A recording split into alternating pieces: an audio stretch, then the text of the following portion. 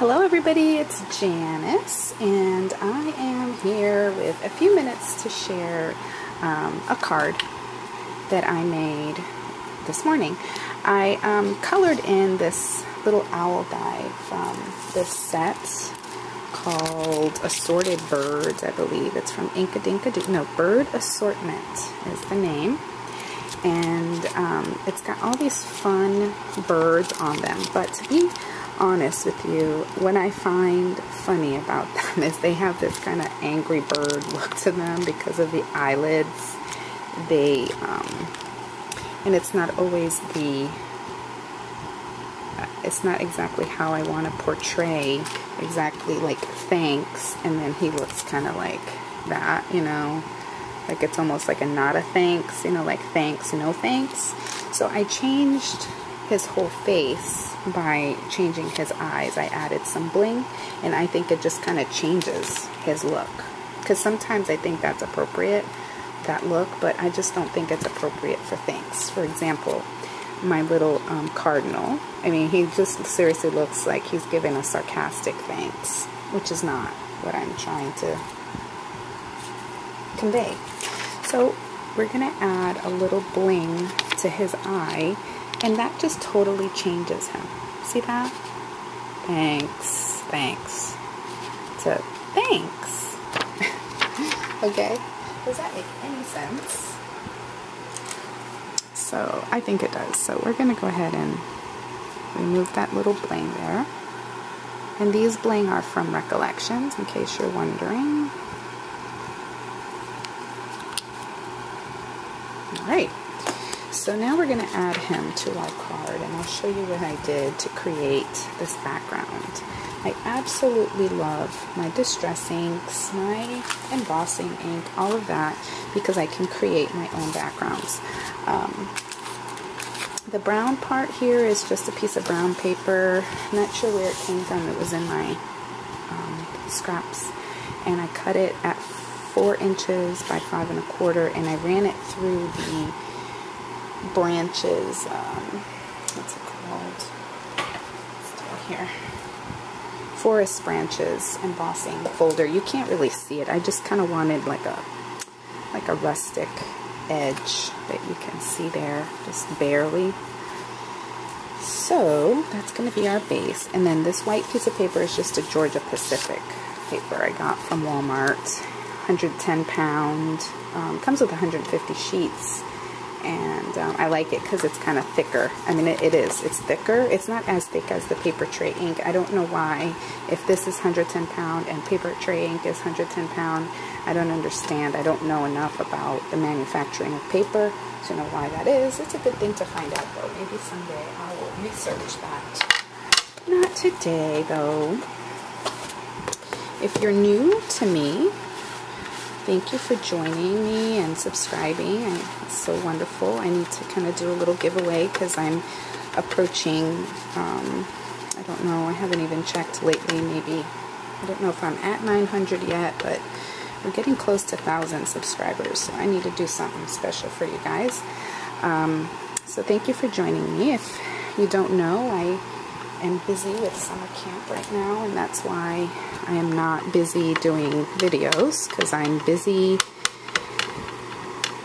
hoping that I'm helping to transform lives through the summer camp that I run in Bithlo, Florida. If you don't know anything about Bithlo, all you got to do is Google it, and you'll find out all about the community of Bithlo.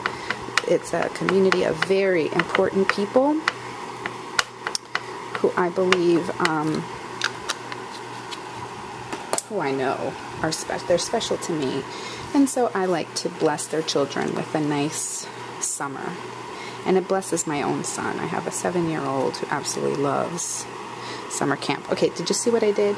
I did Versamark first, then I did the evergreen bough, and I'm going to emboss. Now, you can emboss with distress ink without adding the Versamark,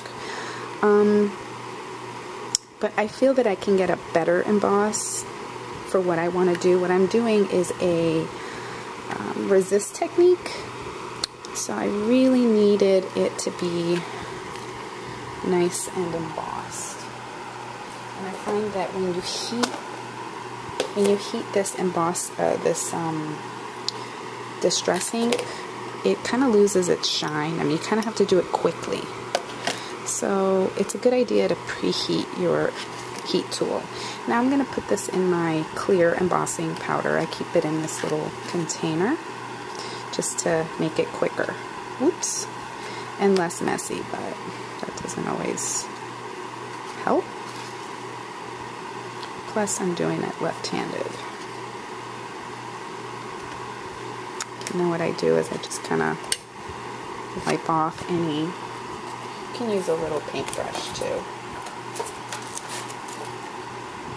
Which I'm doing such a good job cleaning up after myself. Oh no, there it is.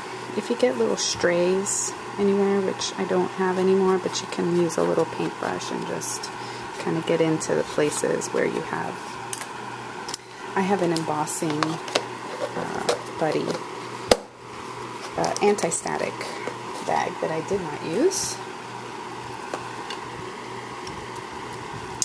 I should use, and then I'm going to use my heat tool. I'm going to heat it up a little bit, and then we're just going to emboss this, heat emboss it.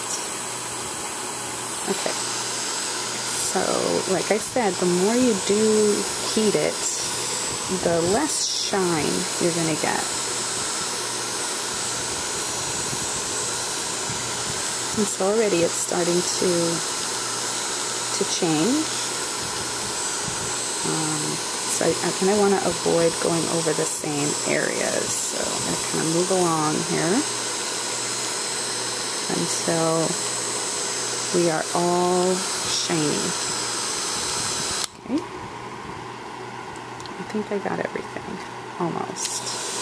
A little spot there. Okay. So can you see the shine?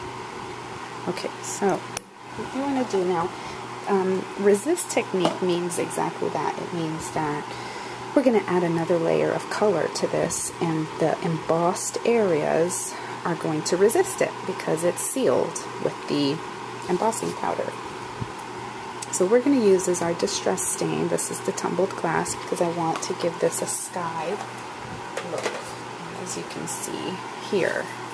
And it's not perfect, and that's okay. That's what I want, a kind of watercolory, artsy kind of look to it. So what we're going to do is, when you first get these, when they're brand new, you want to press it down on your craft sheet. This is craft sheet by Ranger. You can buy them at Michael's and Joann's. And all you're going to do is just kind of apply a swirly motion.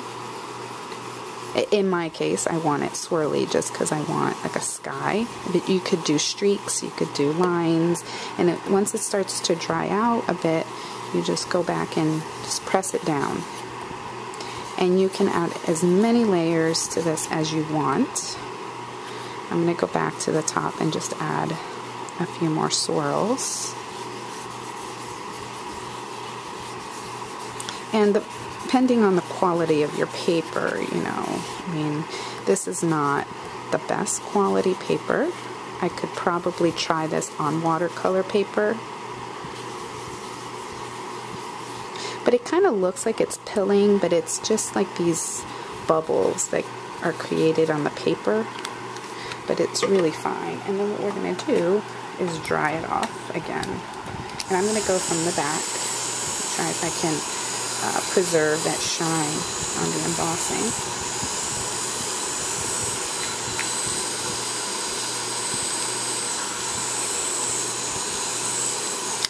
And I forgot to say, you should take your towel and dry it, because there's little puddles of the ink sitting on top, so drying it just kind of cleans that up a bit. And it's still shiny, so that's good.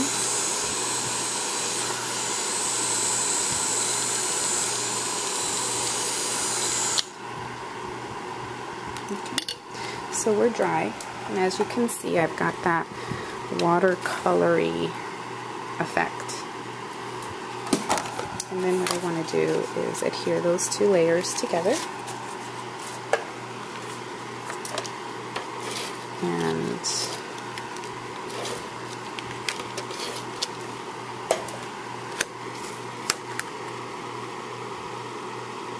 And it's very simple. I could have done some rounding of corners and all of that, but I was just trying to get, I have lots of thank you cards to send out to lots of people. Isn't that a great problem to have to say thank you? I love it. It's fantastic. So many people have joined me in making this summer camp happen, and my wonderful friends in Georgia that showed us a great time for our vacation, and just people recently who new people I've met and connected with, just to make things happen out in Bithlo. I'm so thankful, and I really need to kind of crank out a bunch of thank you cards. So again, I apologize if I'm not available to do videos, but that's why. You can pray for me. Lots of things happening over here. Pray for my family, and just pray for just more and more people to get involved in the positive transformation that we're trying to do in this wonderful community. So thanks for your support and for your understanding.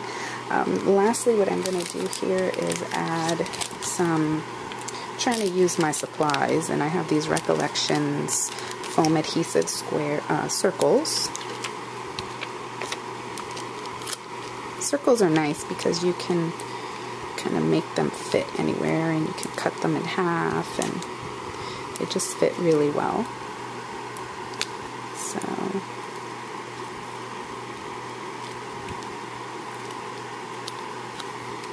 So we're going to add him about the same place we added the owl. And then I just need to take an 8.5 by 11 and cut it in half at 4 1/4, and then fold it over at 5.5, and you'll have an A2 size standard card. And then I'm just gonna adhere it like that. Oh, I did do one other thing. Let me show you. I used my brushed corduroy. It was just the first brown that I grabbed, and I went around and just did some rough, because again, this is kind of like a rustic card, nothing perfect, just kind of give it a frame. I really like doing this. I've been doing this to my pages as well. It just adds a nice frame. And that's it. So thanks for watching. Bye.